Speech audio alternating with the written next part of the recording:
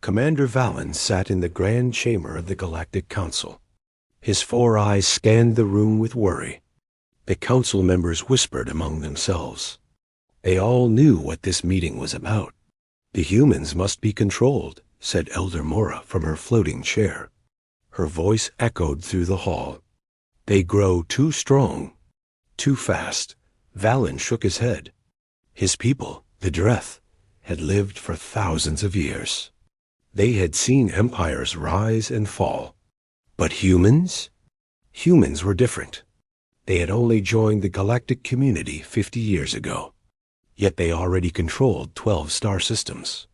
"With respect, Elder," Valen said carefully, "we made a law. No one challenges humanity. There is a reason for this rule." A deep laugh filled the room. It came from General Cross of the Krenth Empire. He was massive, standing over 8 feet tall. His red armor gleamed under the lights. The Krenth were warriors. They had conquered 40 systems in the last century.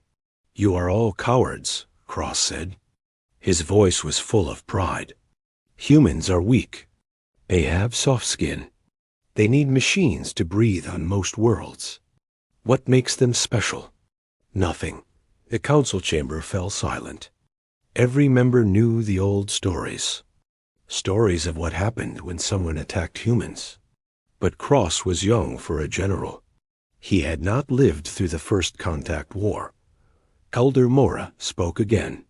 "General Cross, the rule exists for good reason. Your father knew this.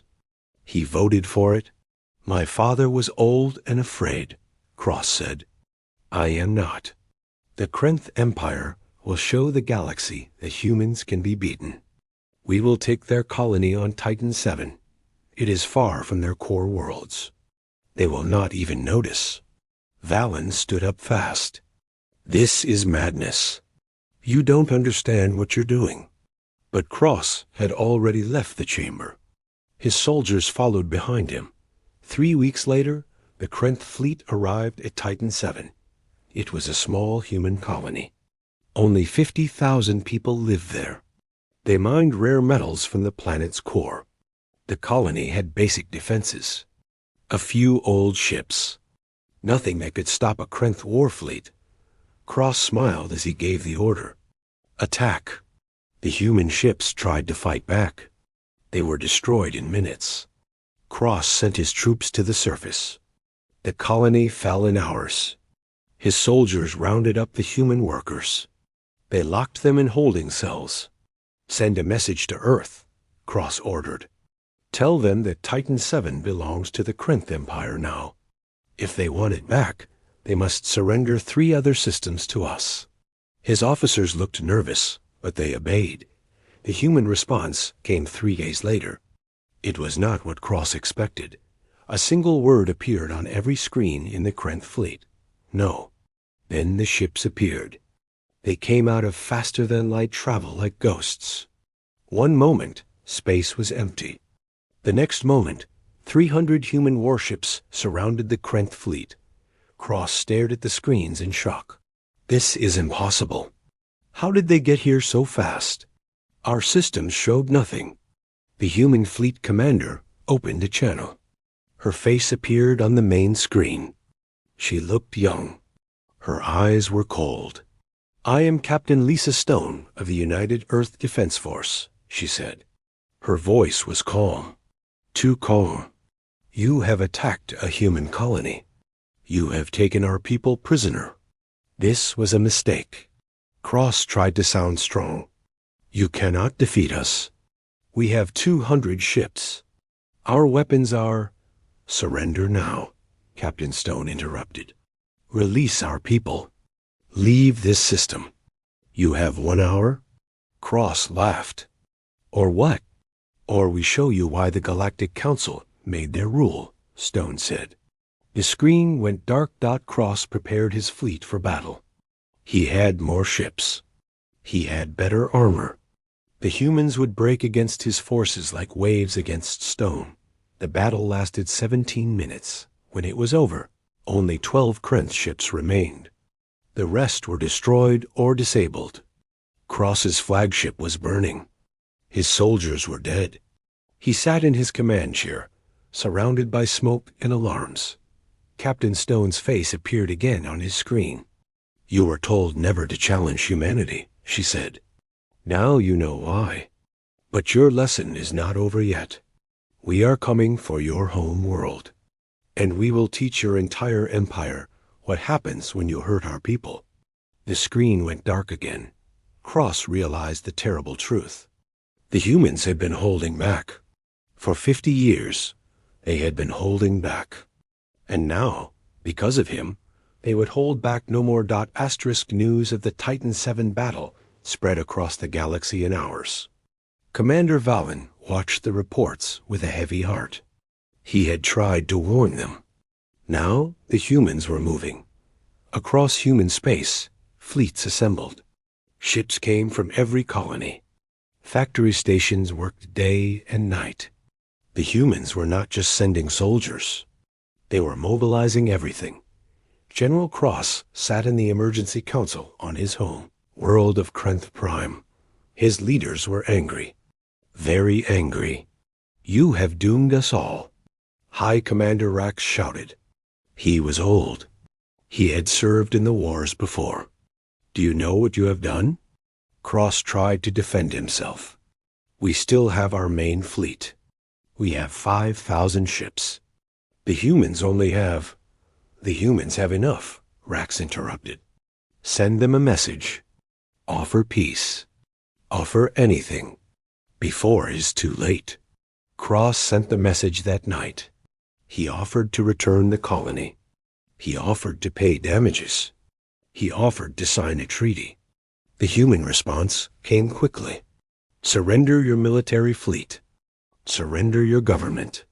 Face trial for war crimes. These are our terms." Cross refused. The Krenth Empire would never surrender. They were warriors. They had pride. 3 days later, the human fleet arrived at the Krenth border. But they did not attack the military stations. Instead, they went to a mining colony called Outpost Red. It was far from the main worlds. Only military personnel lived there. The humans destroyed it completely. Every ship, every station, every defense platform. Then they left. Cross did not understand. Why attack a worthless outpost? Why not attack the home world? The answer came the next day, and the day after, and the day after that. The humans attacked 12 Krenth military bases in 1 week. They never stayed to fight the main fleet. They hit fast and hard, then disappeared. Each time, the Krenth sent ships to defend. Each time, the humans were already gone. Commander Valen watched from his ship. He remembered the old stories now. Stories from the First Contact War 70 years ago. Back then, a race called the Borax had attacked Earth. The Borax were strong. They had technology that could destroy planets. They thought humans would surrender quickly. But humans did something unexpected. They did not just fight back. They studied. They learned. They adapted. The Borax were confused. Human tactics changed every day.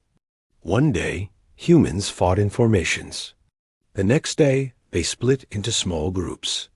One battle, they used heavy weapons. The next battle, they used speed and stealth. The Borax could not predict them. And what the Borax did not know was this: humans had evolved as hunters. On Earth, they had hunted animals much bigger and stronger than themselves. They hunted in packs. They planned. They never gave up. The Borax Empire fell in 2 years. Not because humans had better weapons, but because humans never fought the same way twice. Because humans learned from every mistake. Because humans were patient. After that war, the Galactic Council made the rule: never challenge humanity. Because humans did not just want to win battles. They wanted to destroy anyone who threatened them. Now, Cross was learning this lesson. The human fleet never attacked the same way twice. They hit supply lines. They destroyed communication stations. They attacked mining operations. The Krenth military could not protect everything. Every time they moved their fleet to defend one place, the humans attacked somewhere else. Worse, the humans were doing something clever. They were broadcasting messages to Krenth colonies. The messages showed the truth about the attack on Titan 7. They showed Krenth soldiers killing unarmed humans. They showed the prison camps. Many Krenth were warriors, but they believed in honor. They did not like what they saw. Protests started on 3 major worlds. General Cross grew desperate. He gathered the entire Krenth main fleet, 5,000 ships in one place. He would find the human fleet and destroy them all at once. The humans let him find them. They were waiting near a red giant star. Only 400 ships. Cross smiled. Finally, a real battle. Finally, victory. But as the Krenth fleet moved forward, something went wrong. The human ships did not run. Instead, they flew toward the star. Cross followed. He wanted to trap them. Too late, he realized the trap was for him. The humans had placed weapons near the star. Weapons that used the star's own energy. They activated all at once. A wave of heat and radiation hit the Krenth fleet. 2,000 ships were destroyed instantly. The rest were damaged. The human ships, with better shields, survived. They turned and attacked. The battle was a massacre. Cross tried to retreat, but there was nowhere to go. His flagship was hit. He gave the order to abandon ship. As he floated in an escape pod, Cross watched his empire's fleet burn. The humans had won, and they were not finished yet. Asterisk.